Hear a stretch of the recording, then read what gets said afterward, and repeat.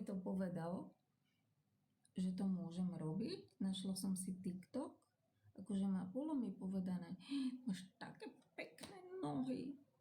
Dievčatá mi vraveli, máš také pekné, že oni majú také tučné nohy a veľké nohy, mi sa sťažovali, ale že ja mám takú malú, chudú a ešte keď som mala pekne ako nalakované nechty, že ježiš, vieš, koľko by si na tom zarobila, ale prd na tom zarobíš, nezarobíš.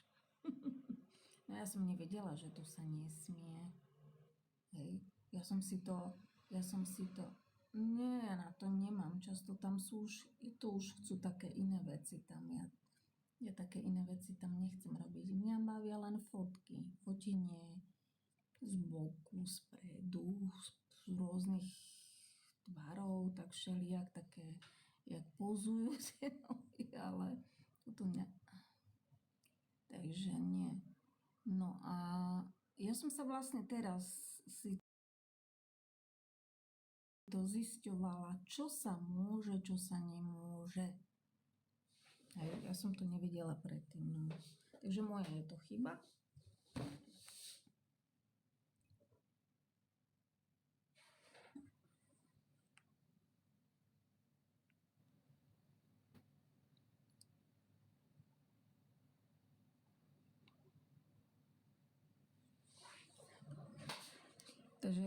Takže nevidíš tu už nožičky, nevidíš tu, že by si mi videla pedikúru, alebo nalakované nechty, alebo bosú nohu.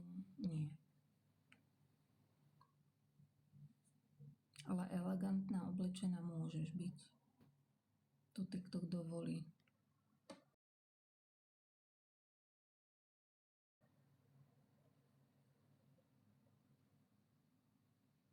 A vy ste útočili do mňa.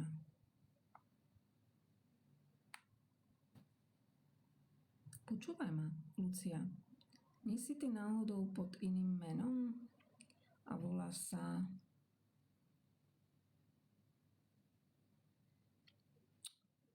Ty máš ešte jeden účet však.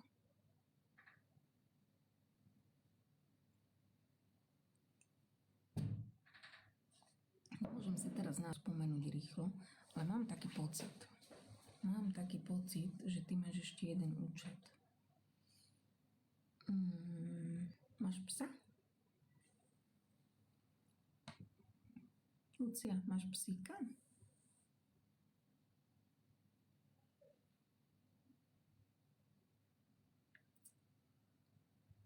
Asi sama.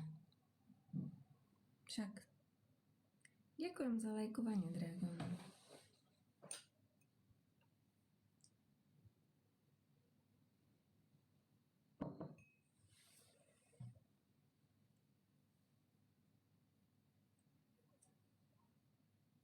A čo ty tu robíš na TikToku, človeče?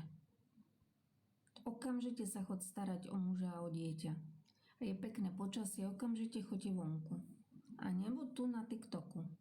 A nestrácaj čas na TikToku, lebo si to poserieš v manželstve pozeraním na TikTok. To ti hovorím.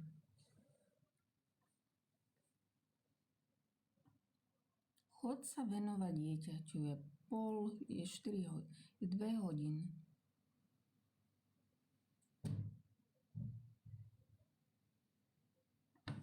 Lebo taká žena na materskej má veľa práce.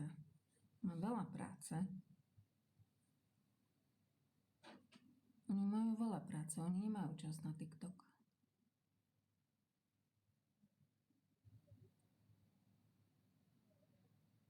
No Dragon, teraz mi ty dačo napíš, čo máš nové, porozprávaj mi. Dúfam, že sa cítiš lepšie. Krokodíl, ty ako tie.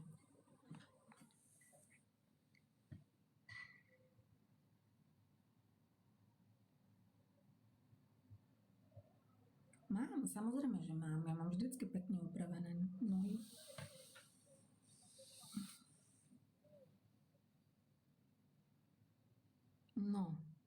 No, už vidím to, Lucia, ako si to zariadíš, tak to máš.